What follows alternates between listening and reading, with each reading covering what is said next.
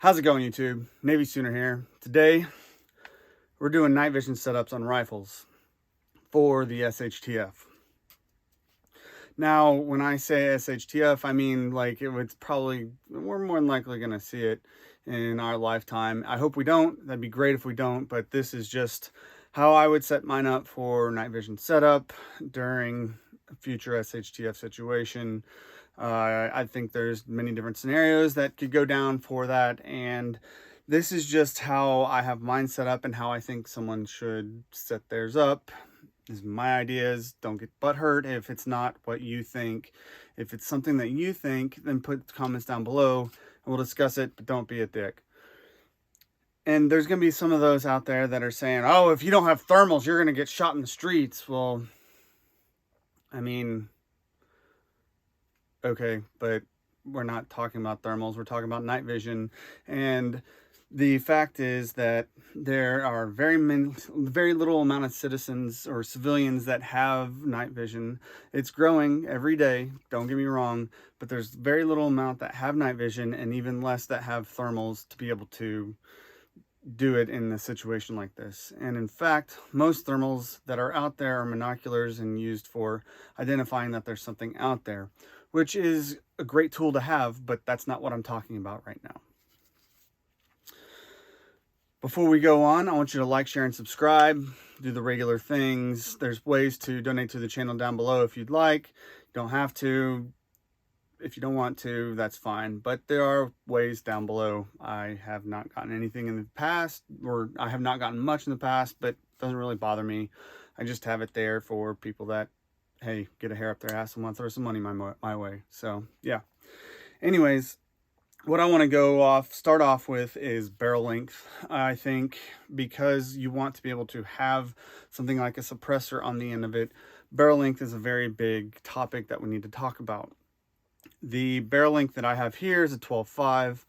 I have talked about in the past about having an SHTF rifle, not having, or rifle or whatever length you want for your AR or AK or whatever you use for night vision, not being less than 12.5. For me, I like having a 12.5. I also have a 300 blackout that's 8.5 inches that I could totally do night vision rifle on, but I just think that 12.5 is the better option out there. I mean, if you want to go with a shorter barrel, it's not going to hurt anything because the engagements that you're going to be doing in night vision are more than likely going to be closer in rather than further out. I'm not meaning just necessarily CQB, but yeah, I mean, they're more than likely going to be closer in. I think anywhere between 10.3 up to 12.5, 4, 5, 5, 6, 2, 2, 3 would be good. If you go any longer, you're going to be just keep adding length onto it if you're going to go with a suppressor. But the shorter barrel lengths are probably preferred. Now, when it comes to that, you really should think about suppressor. I'm sorry. The suppressor not only is going to lower the sound, but it also can help with flash mitigation very well.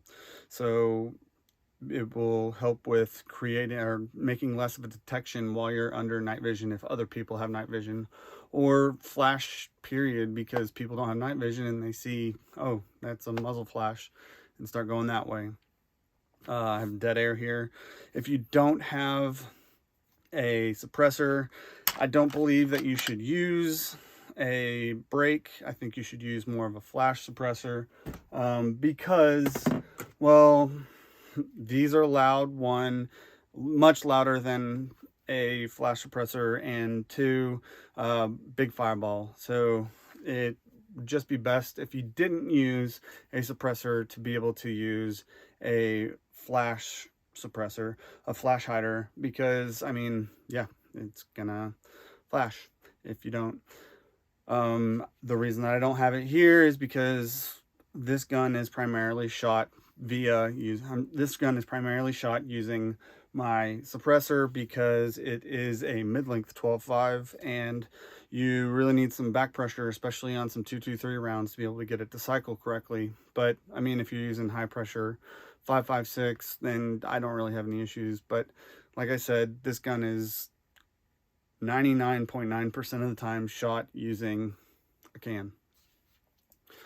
Now, there is a big discussion between active and passive night vision shooting or whatever, night vision aiming. You use a laser and illuminator for, say, your active, and then you have your passive. There's guys that are dead set on doing only passive, and there's guys that are dead set on only doing active. Well, I think you should have a way to be able to do both, because, well, I mean, that's just what you need. Each situation is different, so having just passive can hurt you in the long run, because if it's very, very freaking dark, it doesn't matter how good that your optic you can see through with your night vision. If it's dark, you're not going to be able to see through it to be able to do passive shooting. And active, if you're worried about being seen, there's times where you don't really need to worry about that, especially people that don't have night vision if you're going up against them. But I mean, it's really, I think, the best for people to practice and do both active and passive. That being said, going to the red dot for like a passive situation. Here I have a Holosun. This is the AEMS.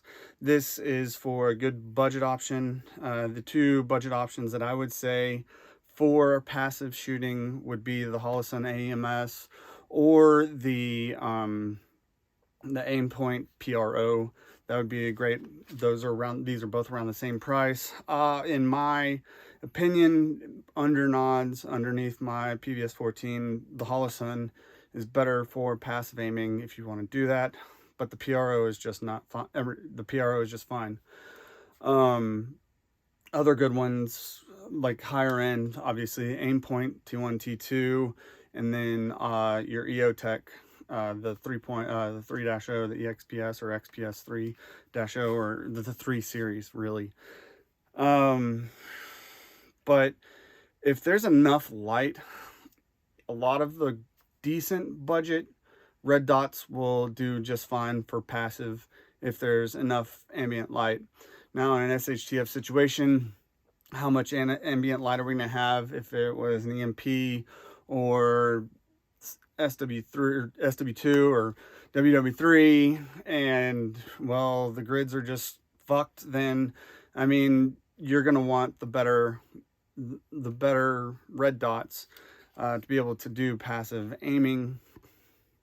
I mean, on a good moonlit night, then those lower end budget red dots will be just fine, but I would definitely go just a step higher for passive AEMS.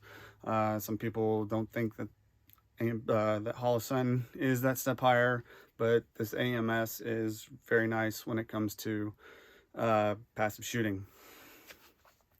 Then we want to have, obviously, a laser illuminator. This is the Holosun LS321. This has got a IR illuminator, IR laser, and visible laser. This is the red version.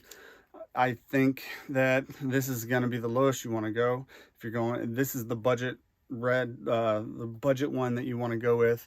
There are some out there like from China that are around like $300 something, and people have had good experiences with those, but there's also been people that have had bad experiences with those. I wouldn't trust them.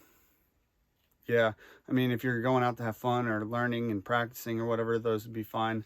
And 100% stay away from those like ones that are around $100 that look like military ones that are just cheap shit from China. The other ones that are around $300 are cheap shit from China, but they're better.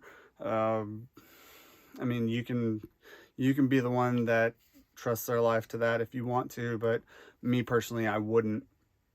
This LS321, I'm going to paint it soon. There's plenty of guys out there that have done reviews on these, and they've also said that this is probably the lowest they would go when it comes to getting into night vision and having a night vision setup. I need to spray paint this one because it's not IR compliant, and it flashes at you really good under nods. So I'm going to spray paint this one. I also have it, I have it where I have a mod light button, a mod button here, because it takes the crane plugins, and I use that for aiming I use that for hitting the button, obviously, because this one is kind of high here, and I have my AMS up higher on a 1/2 inch riser. Going back to that, the reason I have this up here is because this is a little high, gets it out of my vision, and also with passive aiming, I would want a little bit higher, nothing lower than 1/3, but I have it here because of my laser being so high. So this is a very high, very high laser, and it gets in your vision. In my belief, some people, no, it's fine at 1/3, but I think you need to worry about that too. Then it comes to your weapon light. I have a weapon light at night. Guess what? You're gonna need regular white light. I don't have the vampire because it's way too damn expensive, and you'd need to sit here and fidget with it to be able to get it to be IR or not IR. But you're gonna want some white light at night, no matter what, on your weapon light. So that's the reason that I have just a regular white light. Plus I have a okay Illuminator on my Holosun laser here. I have a cap on it to make sure that I don't have NDs, or if I do accidentally press the button, I have a cap here to make sure that I don't have, if I do have any NDs and press the button, that I can mitigate it with the light being covered up. Also, I chose not to have any pressure pads for this light on this setup because pressure pads can be pressed way too easily, and that way I can just use the button here to illuminate it if I need to. I have a way to be able to put a pressure pad on here if I want to in the future, but as of right now, I really don't want to put a pressure pad on it. I have a well tool head that is an IR head. If I don't want white light, I tried it out, I just want to be able to have white light on there, and the Illuminator on my laser has been just fine shooting under night vision. I hunt coyotes at night, skunks, raccoons, whatever, on my property, and I've been doing just fine with this laser, this setup, and plus I practice under night vision probably about once a month when I can get a chance to, and I really think that this is a good setup. You really need to worry about night vision in the future when it comes to SHTF situations, because it's going to be a great force multiplier, because there's going to be a lot of people that don't have it still. There are going to be a lot of people that do have it, but most people won't have it. And I keep this upper wrapped in one of these. I keep it wrapped in one of these, and then inside of a Faraday cage. There's some people out there that are, you don't need to put that in a Faraday cage, blah, blah, blah, blah, that's going to be just fine. Well, I don't want to fucking find out. So that's why I put it in a Faraday cage. And if you want to be butthurt about it, go fuck yourself. I put it in a Faraday cage, just this upper, and I keep a different upper on this for my home defense gun whenever I'm not using night vision. So yeah, that's about it for what I believe a night vision setup should be, and my night vision setup as of right now. Like I said before, like, share, subscribe, throw some comments in there. I mean, if you do throw some comments in there and you're a dick, and you're still just helping the algorithm, so whatever. Anyways, Navysooner out.